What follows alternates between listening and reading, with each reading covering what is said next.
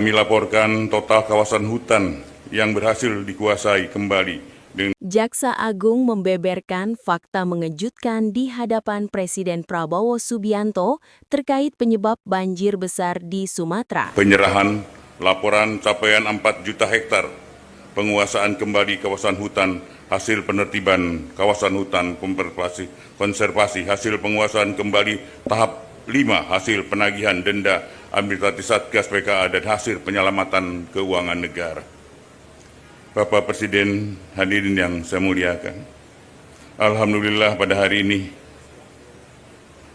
kami laporkan total kawasan hutan yang berhasil dikuasai kembali dengan total luasan 4.081.560,58 hektar. Dalam laporannya, Jaksa Agung menegaskan bencana ini tidak murni faktor alam. Aktivitas ilegal, perusakan lingkungan, hingga dugaan pelanggaran hukum disebut menjadi pemicu utama banjir. Presiden Prabowo menegaskan negara tidak boleh kalah oleh pelaku perusak lingkungan.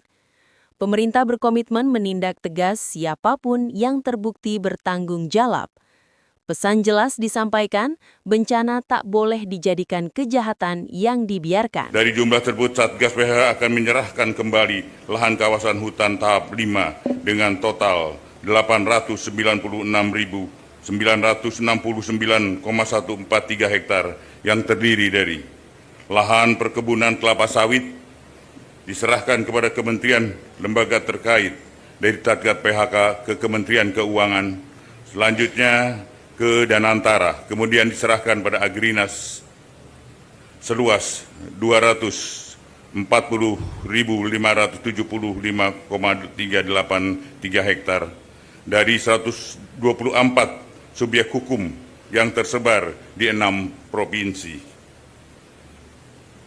2. Lahan kawasan hutan konservasi diserahkan kepada Kementerian Kehutanan untuk dilakukan pemulihan kembali hutan seluas 688.427 hektar yang tersebar di 9 provinsi.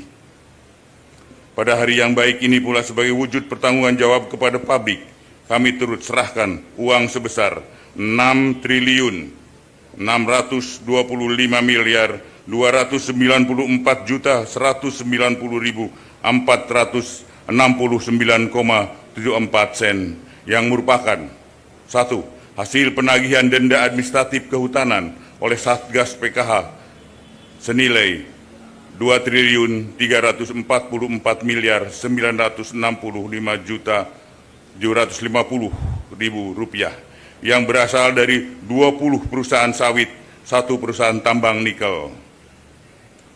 2. Hasil penyelamatan keuangan negara atas tindak pidana korupsi yang ditangani oleh Kejaksaan Agung senilai 4.288.340.469 rupiah 74 sen yang berasal dari perkara dugaan tindak pidana korupsi dalam pemberian fasilitas ekspor CPO dalam perkara impor gula dan perkara impor gula. Bapak Presiden, hadirin yang saya muliakan, untuk tahun 2026 terdapat potensi penerimaan denda administratif pada sawit di tambang yang berada dalam kawasan hutan dengan jumlah sebagai berikut.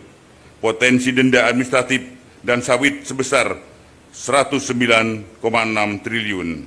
Potensi administrasi tambang sebesar 32,63 triliun.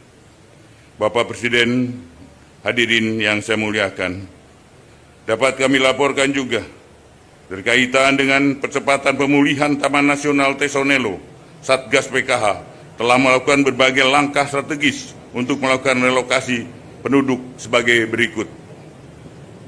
Telah dilakukan pendataan penduduk dan sarana prasarana yang ada di dalamnya. Terdapat 7 pemukiman masyarakat yang termasuk dalam 7 desa dengan jumlah penduduk 5.733 kepala keluarga dengan jumlah jiwa 22.183 orang dan jumlah rumah sebanyak 573 bangunan. Sarana pendidikan 12 sekolah jumlah rumah ibadah sebanyak 52, fasilitas kesehatan 12. Selanjutnya, jumlah kepala keluarga KK yang telah didaftarkan untuk mengikuti program relokasi sebanyak 1.465 orang, 65 KK. 3. Telah menyiapkan lahan hasil penguasaan kembali seluas 8.077 hektar untuk merelokasi penduduk kawasan TNT. 4. Telah melakukan relokasi penduduk tahap 1 pada tanggal 20 Desember 2025 terhadap 227 KK dari lahan perkebunan sawit seluas 6.330,78 hektar. Bapak Presiden, hadirin yang saya muliakan, perlu kami sampaikan keterkaitan dengan bencana banjir bandang yang terjadi di wilayah Aceh, Sumatera Utara, dan Sumatera Barat. Satgas PKH telah melakukan identifikasi dengan temuan yakni sejumlah besar entitas korporasi dan perorangan terindikasi kontribusi terhadap bencana bandang, dan Satgas PKH telah melakukan klarifikasi terhadap 27 perusahaan yang tersebar di 3 provinsi tersebut. Adapun berdasarkan hasil klarifikasi Satgas PKH dan hasil analisa Pusat Riset Interdisipliner ITB, diperoleh temuan terdapat korelasi kuat bahwa bencana banjir besar di Sumatera bukan hanya fenomena alam biasa, melainkan terarah pada alih fungsi lahan yang masif di hulu sungai daerah aliran sungai yang bertemu dengan curah hujan yang tinggi, sehingga dampak hilangnya tutupan vegetasi di hulu daerah aliran sungai yang menyebabkan daya serap tanah berkurang. Aliran air permukaan meningkat tajam, hujan ekstrim, dan banjir bandang akibat volume air meluber ke permukaan. Adapun rekomendasi Satgas PKH menyikapi hal tersebut, yakni melanjutkan proses investigasi terhadap semua subjek hukum yang dicurigai, baik di Sumut, Aceh maupun Sumbar, yang melibatkan seluruh stakeholder. Satgas PKH, Kementerian Lingkungan Hidup, Kementerian Kehutanan, Polri guna menyelamatkan langkah menghindari tumpang tindih pemeriksaan dan percepatan penuntasan kasus secara efektif sesuai dengan ketentuan hukum yang berlaku.